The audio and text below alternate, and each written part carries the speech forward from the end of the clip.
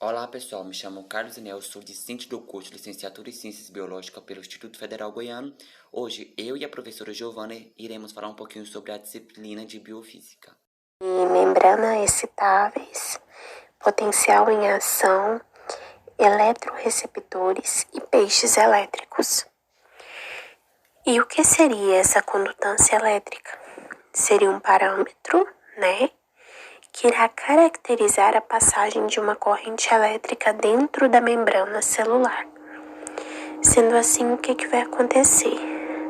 As propriedades elétricas das membranas, elas irão ser alteradas por meios químicos e ou elétricos, tá?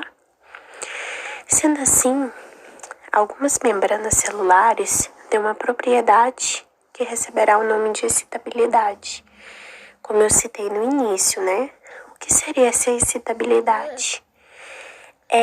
Seria uma característica que irá permitir o aumento da condutância elétrica quando a célula for despolarizada, tá bom?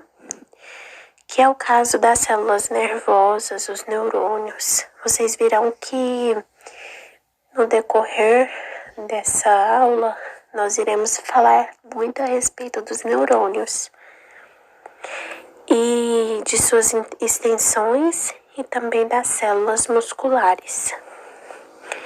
E todas as células, pessoal, estará envolvida por membrana. O que vai acontecer com essa membrana?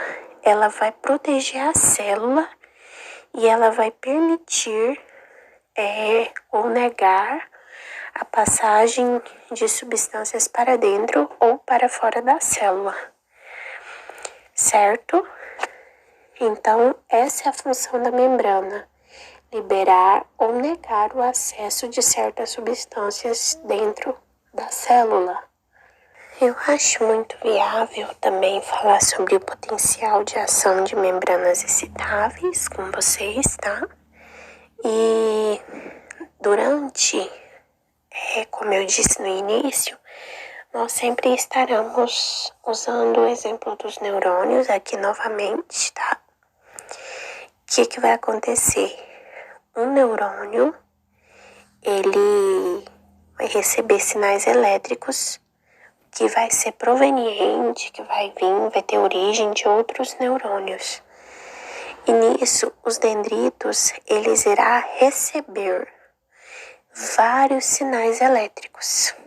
Sendo assim, o que vai acontecer? O corpo celular, ele irá gerar sinais elétricos que irão resultar, E aí o axônio, ele vai transmitir sinais elétricos integrados.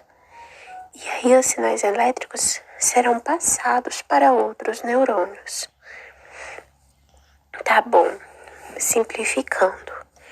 Os sinais elétricos serão enviados a outros neurônios e isso será feito através de sinapses, tá? E o que vai acontecer? Essas sinapses irão funcionar como válvulas, sendo capazes de controlar a transmissão de certos impulsos feitos pelos neurônios. Como assim? Essas sinapses irão controlar o fluxo de informações entre os neurônios. Então, isso será denominado como regulação da eficiência sináptica, tá? Então, a sinapse ela é muito importante para o controle dos impulsos dos neurônios, tá? Sendo assim, o que vai acontecer? O potencial intracelular, ele vai tornar positivo. E quando ele se tornar positivo, nós dizemos que a célula está despolarizada. E quando ocorrer mudança no sentido de aumentar o valor potencial do repouso, que já é negativo no caso, então vamos chamar de hiperpolarização, tá? Então, o que vai acontecer? Nessas células excitáveis, uma despolarização ali no local vai produzir um curto-circuito transitório da membrana e esse irá se propagar por toda a membrana com impulso de despolarização, certo? E o que mais que vai acontecer? Sendo assim, a despolarização ali local será uma forma de gerar potencial de ação, como é o caso do potencial emitido pelos órgãos sensoriais depois de receber um estímulo específico. Ou seja, os órgãos sensoriais ou órgão dos sentidos, como vocês conhecem, irão receber um estímulo específico para poder entrar em ação em certo momento, em certo tempo e em certa causa, certo? E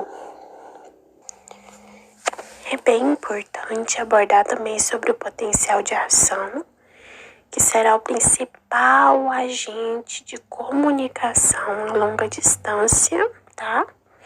Entre os componentes que funcionam ali no organismo vivo, tá? E aí, o que vai acontecer? Os neurônios, esses que a gente abordou desde o início, sejam os sensores ou motor, né? Eles irão transmitir potências de ação em um só sentido. Assim, por exemplo, na figura 8.10, mostramos a propagação de um impulso nervoso, que é um potencial de ação. Então, impulso nervoso, potencial de ação. Então, o que vai acontecer? Quando esse potencial de ação se propagar ao longo do axônio de um neurônio que se encontra na região que acontece a junção entre os neurônios, vai originar na sinapse a liberação de neurotransmissores, que vai difundir para dentro da membrana de outro axônio através de uma fenda, tá? Eu sei que tá difícil de entender, mas imagina a situação. A informação do impulso nervoso será processado e o novo potencial de ação iniciará uma propagação através de neurônios motores que irão chegar à parte do corpo que será estimulado. E vocês perceberam que para o corpo humano ter uma ação é necessário que sejam estimulados os neurônios através de sinapses, e nisso vai fazer com que tenha um movimento motor ou sensorial, no caso. Então, no caso, isso é muito importante, porque dentro desses processos, nesses estudos de neurônio, de sinapse, é nítido que existe uma ligação física, química ali dentro, tá? E isso vai ser muito importante para depois entenderem melhor o funcionamento dessas estruturas. Bom, pessoal, a despolarização são células cardíacas e são carregadas em seu estado de repouso, mas se for estipulada, se despolariza. Então, esse processo se chama de despolarização. Já o cálculo do potencial a gente iremos ver na próxima aula. Tem uma fórmula, mas é bem simples de trabalhar. Bom, pessoal, o efeito da corrente elétrica no ser humano. Se a pele estiver seca, ela vai criar uma resistência. Já a pele úmida ou molhada, ela vai abaixar a resistência, sendo assim facilitando a passagem da corrente ao interior do corpo. Bom, pessoal, agora eu irei falar um pouquinho sobre a anatomia do peixe elétrico. Os órgãos elétricos são derivados de tecidos musculares, especializados em produzir descargas elétricas de diversas maneiras. A função é para deter predadores e paralisar as presas. Sinais elétricos fracos e fortes. Os sinais fracos são para orientar e identificar comunicação e dispersão. Já o forte são para capturas de presa e até mesmo matá-la. Já a diferença de potência é quando os potenciais elétricos de peixe são fracos, devido à diferença, né, de potência entre sua cabeça e seu rabo ser muito pequenos. Bom, pessoal, foi isso. Então, na próxima aula a gente iremos ver os cálculos e não falte.